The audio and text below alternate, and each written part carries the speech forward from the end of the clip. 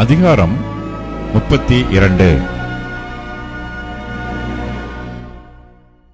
மோசே மலையிலிருந்து இறங்கி வர தாமதிக்கிறதை ஜனங்கள் கண்டபோது அவர்கள் ஆரோனிடத்தில் கூட்டம் கூடி அவனை நோக்கி, எகிப்து தேசத்திலிருந்து எங்களை அழைத்து கொண்டு வந்த அந்த மோசேக்கு என்ன சம்பவித்ததோ அறியோம். ஆதலால் நீர் எழுந்து எங்களுக்கு முன் செல்லும் தெய்வங்களை எங்களுக்காக உண்டு பண்ணும் என்றார்கள். அதற்கு ஆரோன், உங்கள் மனைவிகள் குமாரர் குமாரத்திகளுடைய காதுகளில் இருக்கிற பொன்னணிகளை கழற்றி என்னிடத்தில் கொண்டு வாருங்கள் என்றான். ஜனங்கள் எல்லாரும் தங்கள் காதுகளில் இருந்த பொன்னணிகளை கழற்றி ஆரோனிடத்தில் கொண்டு வந்தார்கள். அவர்கள் கையிலிருந்து அவன் அந்த பொன்னை வாங்கி சிற்ப கருவியினால் கருப்பிடித்து ஒரு கன்றுக்குட்டியை வார்ப்பித்தான். அப்பொழுது அவர்கள், இஸ்ரவேலரே, உங்களை எகிப்து தேசத்திலிருந்து அழைத்து கொண்டு வந்த உங்கள் தெய்வங்கள் இவைகளே என்றார்கள்.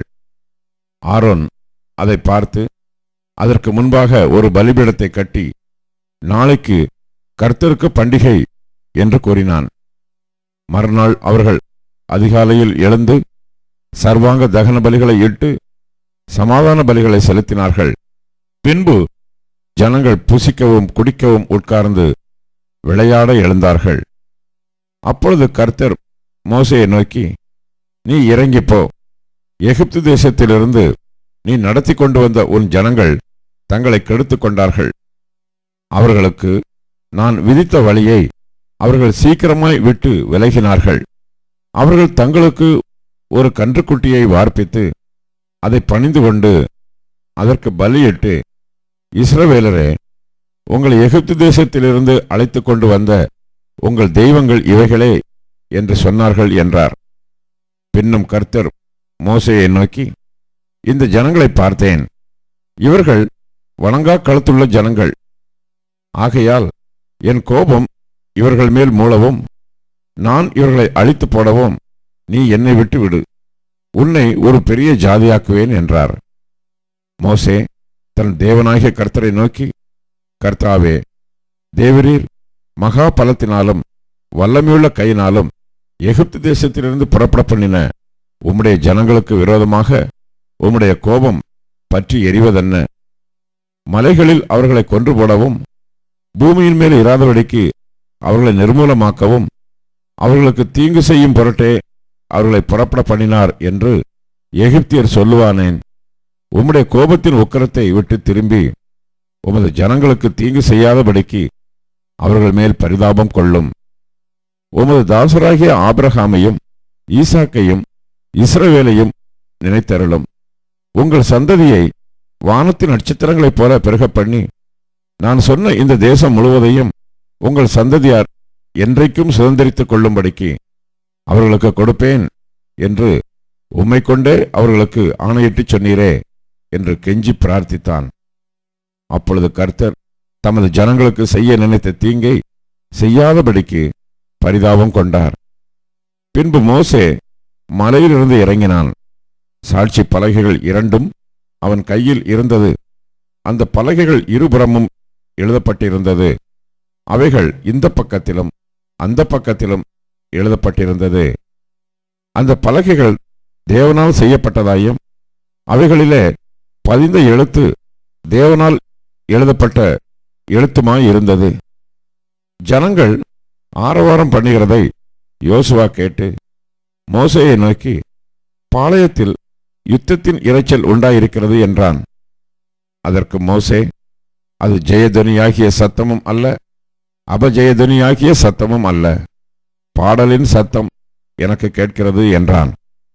அவன் பாளையத்துக்கு சமீபத்து அந்த கன்றுக்குட்டியையும் நடனத்தையும் கண்டபோது மோசே கோபம் மூண்டவனாகி தன் கையிலே இருந்த பலகைகளை மலையின் அடியிலே எரிந்து உடைத்து போட்டு அவர்கள் உண்டு பண்ணின கன்றுக்குட்டியை எடுத்து அக்கினியில் சுட்டெரித்து அதை பொடியாக அரைத்து தண்ணீரின் மேல் தூவி அதை இஸ்ரவேல் புத்திரர் குடிக்கும்படி செய்தான். பின்பு மோசே ஆரோனை நோக்கி, நீ இந்த ஜனங்கள் மேல் இந்த பெரும் பாதகத்தை சுமத்துகிறதற்கு இவர்கள் உனக்கு என்ன செய்தார்கள் என்றான். அதற்கு ஆரோன், என் ஆண்டவனுக்கு கோபம் மூளாதிருப்பதாக, இது பொல்லாத ஜனம் என்று நீர் அறிந்திருக்கிறீர். இவர்கள் என்னை நோக்கி, எங்களுக்கு முன் செல்லும் தெய்வங்களை எங்களுக்கு உண்டு பண்ணும், எகிப்து தேசத்திலிருந்து எங்களை அழைத்து கொண்டு வந்த அந்த மோசேக்கு என்ன சம்பவித்ததோ அறியோம் என்றார்கள். அப்பொழுது நான், பொன்னுடைமை உடையவர்கள் எவர்களோ அவர்கள் அதை கழற்றித்தர கடவர்கள் என்றேன். அவர்கள் அப்படியே செய்தார்கள். அதை அக்கினியிலே போட்டேன், அதிலிருந்து இந்த கன்றுக்குட்டி வந்தது என்றான். ஜனங்கள் தங்கள் பகைவருக்குள் அவமானப்படத்தக்கதாக ஆரோன் அவர்களை நிர்வாணமாக்கியிருந்தான். அவர்கள் நிர்வாணமாய் இருக்கிறதை மோசே கண்டு, பாளையத்தின் வாசலில் நின்று, கர்த்தருடைய பட்சத்தில் இருக்கிறவர்கள் யார்? அவர்கள் என்னிடத்தில் சேர கடவர்கள் என்றான்.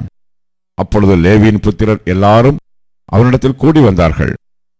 அவன் அவர்களை நோக்கி, உங்களில் ஒவ்வொருவனும் தன் பட்டயத்தை தன் அறையிலே கட்டிக்கொண்டு பாளையமெங்கும் உள்ளும் புறம்பும் வாசலுக்கு வாசல் போய், ஒவ்வொருவனும் தன் தன் சகோதரனையும், ஒவ்வொருவனும் தன் தன் சிநேகிதனையும், ஒவ்வொருவனும் தன் தன் அயலானையும் கொன்றுபோட கடவன் என்று இஸ்ரவேலின் தேவனாகிய கர்த்தர் சொல்லுகிறார் என்றான். லேவியின் புத்திரர் மோசே சொன்னபடியே செய்தார்கள். அந்நாளில் ஜனங்களில் ஏறக்குறைய 3000 பேர் விழுந்தார்கள்.